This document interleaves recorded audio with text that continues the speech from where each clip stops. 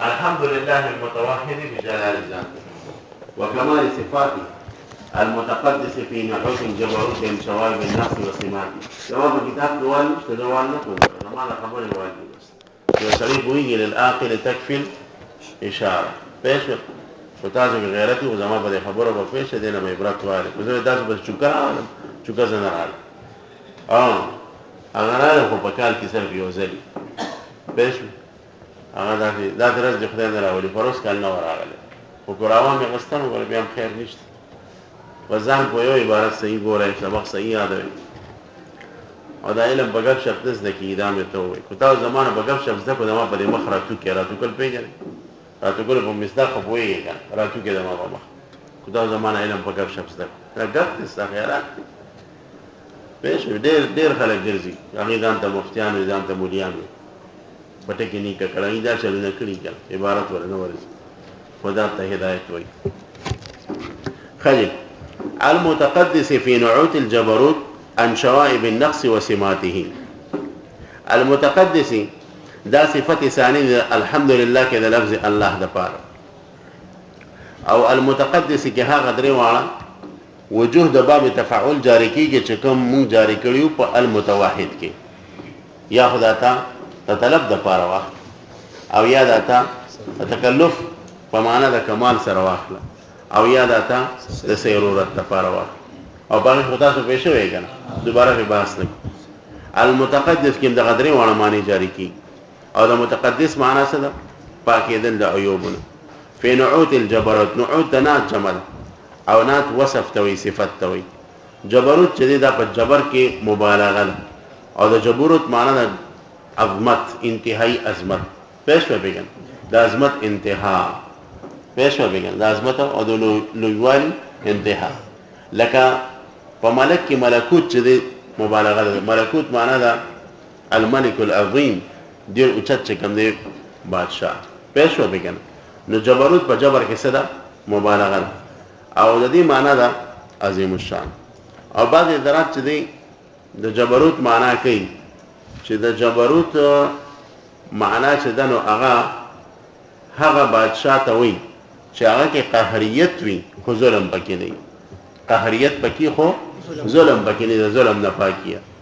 نو دا معنا د جبروت تاسو کولش تاسو ورته کړئ فی نعوت الجبروت د جبروت نه مراد د الله تعالی کوم صفات نو وي د جبروت نه مراد چې دی چې الله پاک دی په نعوت د جبروت کې په صفات د جبروت کې د سنه پاک ان شوائب النقص وسماته د نقص نه وسماته او د غیر علامتون نو فی نعوت الجبروت کې د نعوت د جبروت نه او د جبروتی صفات کې پاک دی الله پاک د نقص نه د دې نه مراد څه شي بعد درته چې د جبروت نه مراد چې دی هغه صفات فعلیه سریه یعنی الله تعالی په خپل صفات فعلیو کې پاک دی نه نقص نه او د غیر علاماتونه دا معنی بشي او صفات فعلیه هغه دي چې هغه د هغه ازداد د الله پاک سره قایمیږي لکه احیا شو اماته شو تاسو د ما ویلو تعزیز او تذلیل شو اورئ تاسو کنه او دویم قول دا دی بدی کې چې د نعوت الجبروت نه مراد تمام صفات الهیه دي برابر خبره ده کو سلبیه دي کو ثبوتیه دي برابر خبره ده کو کمالیه دي برابر خبره ده کو جلالیه دي کو اکرامیه دي وغیرہ ذلک کو محکمات دي کو متشابهات دي دا ټول صفات دي مراد دا دویم قول او دریم قول چې کوم راجح دی هغه دا د چې په نعوت الجبروت د دې مراد د الله پاک صفات سلبیه دي نو معنا بداشي چې الله تعالی پاک دی خپل صفات سلبیو کې د نقص د خلقنا وسماته او د غیر علامتونه د نقص د علامتونه سماته کې هي د مر نقص راځي خبره باندې پېښ وکړه مراد د څه صفات سلبیه وشي الله ليس بجسم ليس بعرض ليس بمتجز ليس بمتبعز ليس بمصور خبر باندې پېښ وکړه نو دا صفات به مراد شو دي صفات د سوي صفات سلبیه وي او اصل کې دلته چې دا فی داخل کړی دی په نعوت الجبروت کې المتقدس فی نعوت الجبروت دغه ته طرف اشاره کوي لکه څنګه چې د بادشاہ د پاره حفاظت کوون کې سیز حسن وي حسین وي یعنی یو مضبوطه قلت توشوي چې بادشاہ ته د هغه قلې په وجه باندې څوک نشي رسیدي نو دلته چې دا فی داخل کو په نعوت الجبروت کې نو ماده دا شو هغه الله چې پاک دی او دی په نعوت د جبروت کې یعنی گویا د صفات سلبیه ته احاطه کړی دا او دا صفات سلبیه چې دا نو دا الله تعالی ته نقایص نه پرې خبر باندې پېښ وکړي المتقدس فی نعوت الجبروت یعنی الله ی مظروف کو په منزله د مظروف او فی نعوت الجبروت په منزله د ظرف کو لکه بادشاہ چې دا مظروف ته حسن ورسره ظرف دی نو دې کې دې طرف ته اشاره کوي لکه څنګه چې د بادشاہ د پاره دا حسن حفاظت کون کې د الله پاک د لپاره حفاظت کون کې د صفات سلبیه دا صرف هغه سمجھ د لپاره کړی نور الله پاک د حسن او د قلنا پاک ته خو د مکان نو المتقدس فی نعوت الجبروت ان شوائب النقص وسمات شوائب د شائبه جمل او شائبه معنی د خلط د شائبات معنی د اخلاط ګډوډ کېدل ګډوډیشن او یو معنی د شائبه علما او د شوائب معنی علما چې دي انجاز کې پېښ وي ګندګي تاسو ورته دوه معنی دلته مراد غوښتي شو اوله بهتره ده د نقص د خلق د ګډوډ نقص نشه دی الله پاک یا الله تعالی چې کوم دی د نقص د ګندګونه پاک تاسو ورته نو یا د شایبین معنی د خلط او ګډوډ او یا د شایبین معنی څه وکا انجاز نو دوه به کې فکر الله پاک په خپل نعوت تجبروت کې پاک دی ان شوائب النقص د نقص د هغه ګډوډو خبرونه او یا الله تعالی په خپل نعوت د جبروت کې پاک دی ان شوائب النقص د نقص د انجاسونه او د ارجاسونه درجه جمل په خبره باندې پېښ وي وسماته او د نقص د علامتونو سمات په اصل کې وسمونه د وو د کسره سین لورکه پېښ په دوونه استغنا او بیا په اخره کې چې کوم نه داسې وکړو چې دا ووم د میم زیات نمیم نه پسو لګو دا سورتوي د وو پسې ووم حذف سو اصل کې وسمونه نو د وو کسرم سین لور کړه سیمون پادش ووم حذف کو چې ووم حذف کړه وو په عوض کې د سیمون په اخره کې تای مدوره ولګول نو د وسمن نس جوړ شو سیمتن جوړ شو او د سیمت جمع چې کوم سره راځي سیمات راځي او د سیمت معنی او د سیمات معنی چې د صدا علامت ته نو الله پاک د نقص د اغه تمام علامتونو نم پاک دی د نقص د شائبین نم پاک دی الله رب العزت په خپل صفات سلبیو کې داسې کامل خبره باندې پېښ وکړي الحمدلله المتواحد بجلال ذاتی الله تعالی چې دی هغه تقاضا کې د وحدت د وجه د جلال ذات خپلنا او د خپل صفات کمالیو د وجه نه او المتقدس پاک دی په خپل صفات سلبیو کې د نقص د شائبین او د نقص د علاماتنا د نقص د علاماتنا هغه عظیم شان الله پاک والصلاه على نبيه المؤيد بسات حجج درود دی په پیغمبر علیه السلام باندې صلات دا بعض حضرات وی چې دا د باب تفعیل نه مصدر دی صلی یصلی تسلیه و صلاه سلاما پشان تاسو ویل په موسیقه کې کړه نو تسلیه دا اصل کې د باب تفعیل څنګه مصدر راځي نو صلات مصدر راځي او بعض حضرات وی چې نه دا اسم د وضع موضع مصدرین اسم وضع موضع مصدرین دا اسم دی خو د مصدر په ځای باندې کې خودل شوی د مصدر په ځای باندې کې خودل شوی دی او اصل کې صلواتونو دا وای په الف باندې بدل کړه صلات ته جوړ شو او دا وجه ده چې پر اسم الخط کې چې کله صلات لیکي نو وو بولی کې د پاسه او په وړو کې الف د پاره د شه د علامت شي په دې خبره چې ګوري اصل کې دلته واشتا او د الف دا غینه بدل لاغله لیکن دا قرآنی رسم الخط په دې کې پیدا سي پرې دی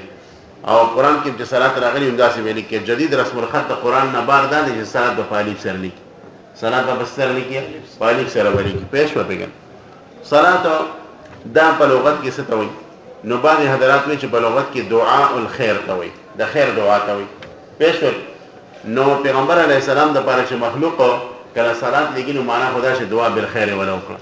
خو الله تعالی د طرف نه چې صلات راش او الله په خپل پیغمبر صلات وایي نو دا غي بس مطلب نو علماء دا د بیا مجازي معنا رحمت ته یعنی الله پاک رحمتونه ورولېګل په پیغمبر علیه السلام باندې اوله معنا څه شو چې صلات الخير ته وایي په لغت کې او د بندنه حقیقت دی او د الله تعالی نه چې کوم دی په معنا د رحمت سره مجازن دویم قول د صلات په حقیقت کې دا دی چې صلات چې دی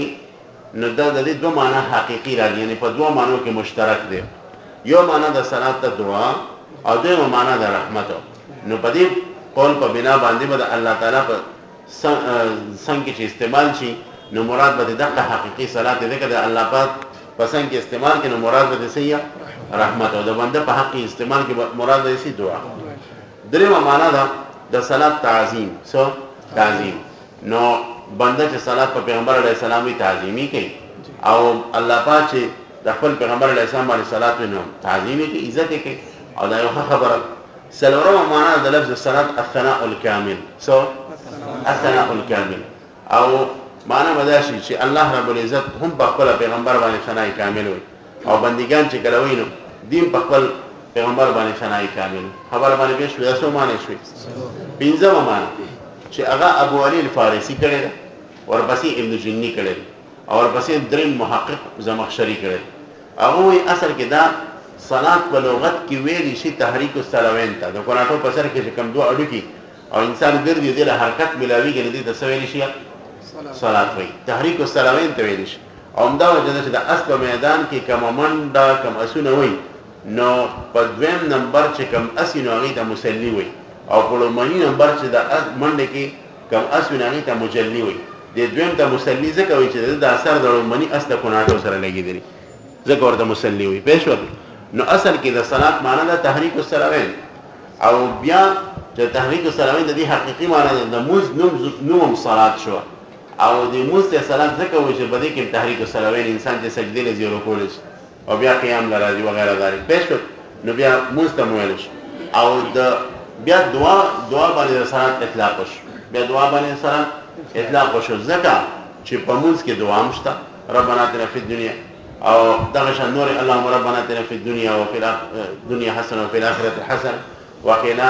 عذاب النار. نو مسکم دعا شته، نو ځکه مطلق دعا باندې د لفظ صلات دا اطلاق شو. نو دی وجنه د صلات اطلاق په دعا باندې مجازن دي. اصل کې تحریک الصلوین او داغه نه پس نوم کې خو د صلات او داغه نه پس نوم کې خو د دعا ځکه مسکه چې کوم د دعا. لیکن محقق بیزاوی او امام رازی په دې قول باندې رد کړي.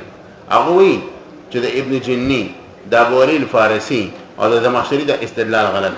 د دې نه خدای سي معلومیږي چې د لفظ صلات چې دی لفظ صلات په دعا کې استعمال شو د اسلام نه پس ځکه موږ چا مشروع کړی اسلام مشروع کړی. نو دې دا وایي چې د صلات اطلاق په دعا باندې ځکه په موږ کې دعا ودا خبره موږ نه مونږ ځکه چې د جاهلیت په اشعار کې لفظ صلات استعمال شوی دی مراد ته دعا اغستې شوی. د جاهلیت په زمانه کې همول نو چې موږ نه دعا نه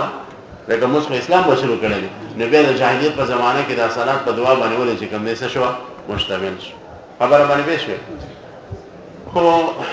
دې باندې کې چې زما خپل ذهن دی زه دا وایم چې د جاهلیت په زمانه کې د لفظ صلات دعا باندې کو اطلاق شوی دی یو مناسبت د تحریک الصلوین سره، ځکه چې ضروري نه ده چې په هر وخت کې د دعا په دې طریقې سره چې څنګه مونږ غواړو، خاص کر چې انسان خپل چې کوم دی مراد پوره کوي. نو او ادمي 365 بوتان څونه 365 یا د دې زیات کم بوتان هر یو قبیله او یو ځکه به اکثر معبد کې بوتان خرجدي به دعا کوله یو بوت منول یو ته بدرې د بل ته برابر نو په دې دعا کې څه تحریک الصلوین و کنه. دا یو ځل چې کوم دی د تحریک الصلوین او د دعا په منځ کې بهر مناسبت شته. نو که د جاهلیت په زمانه کې د صلات اطلاق په دعا باندې راغلی دی هغه هم تحریک الصلوین لر داخل دی. لہذا زمخشري داغه مخکې ابن جنی داغه مخکې ابو علي الفارسی هغه چې کوم استدلال کړی دی نو د امام رازی او د قاضي بیزاوی سره اعتراض په غلط شو کنه. پېښ نو دا خبره ده د حقیقت کې کتاب کې ماشه نه لیدل ښه ځین کې کېده باران بیزاوی غټ سره امام رازی خو بلا ده هغه له دې سګوري سر نه ټوپه پټکی ورځي خو ابن جنی مولو کې سره نه دی. پېښ ابو علي الفارسی معتدل دی کې شک نشته. ابن جنی هغه سره دی چې سلويخ کاله صرف ویلي شو کاله سلويخ کاله نو یو کس سلويخ کاله صرف وینا قول مونږ څنګه غلط دا کې دي. ابو علي الفارسی روانو حج واپس راک او ابن جنی ناس یو فسونو طالبان ورته ناس په قامه کې او تعلیل کو په قامه کې صرف پڑھاو. نو دغه ابو علي الفارسی راغی کې ناس ده نه پیژن دا فارسی او دونه غټ سره نو قامه کې تعلیلات چوکل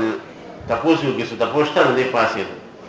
ابو علي الفارسی زه یو تعلیل تاسو کوم په دې ساده سیغو کې ګران تعلیلات دي نو هغه تاسو نو دا ولا جواب ورکړو هغه دا جواب منقوص دا جواب دې مات په دې خبره باندې نو به جواب ورکړو به ولا مات نو چپه ویل تر راته وای چې بقامه کې دا تعلیل څنګه دی بوري فارسی ته تاسو کې او دې دونه پاسانه ته دا غپ روان شو پېښل ابن جنی وی طالبانو ضبط یو خبره ودی شو کړه چې ته وی دونه پاسانه ته او دا خبره ودی ضبط قبل ان تحسرما تا نه لا خرمنه نه جوړه شو ازمکه درا پریوت دا تریخواله د پتا کې تریوال او بعض علماء دا معنی کوي ضبط قبل ان تحسرما تر د انګور تر ودانه او تر پریوت خلک دی خوري تاسو ولا خوګوال نه دراغل چې تا خوګه شي بیا په خپل راپیز بیا به خوان دی او بیا د سخريه دا کتاب داسې باندې چې طالبانو ځنه کوي پېښو ایمان د خپل جهان پته ولګي ابو فارسی بسې منډه کوي تاسو نه سبق ور غواړم وی سره یقین سبق نه سره روان شو سره نو د ابو فارسی نه سلويخ کاله سره کوي څو کاله سره پیډو سلويخ کاله اده وجه ابن جنی کتابونو چې دی په صرف په نحو کې اتارټي ده د خپل حیثیت لري نو بهرحال دا څه معنا شو یا صلات پنځه معنا شو چې موږ دې فهمو شپږم معنا د صلات تسلیه نه وته دي او سلیه صلیت العوده على النار چې کله د توت یا د خونه د لرګي او چې دا کوګین چې دا ته نه دی ورته به ونی سره ورته به دا پوس کړم بیا به د پاسه خفته کې دا بنیش یا اوس باندې صلیت الحديد على النار اوس باندې چې سره کې دا بنیږي پېښو او صلات ته صلات ذکر وجدي کې انسان د ګناهونو نه نیغي حق طرف ته راځي پېښو دا څه مشتقاق شو د صلات دې د پوره بس او دا بل لاواله انا دا وخت تیر ها افسه براله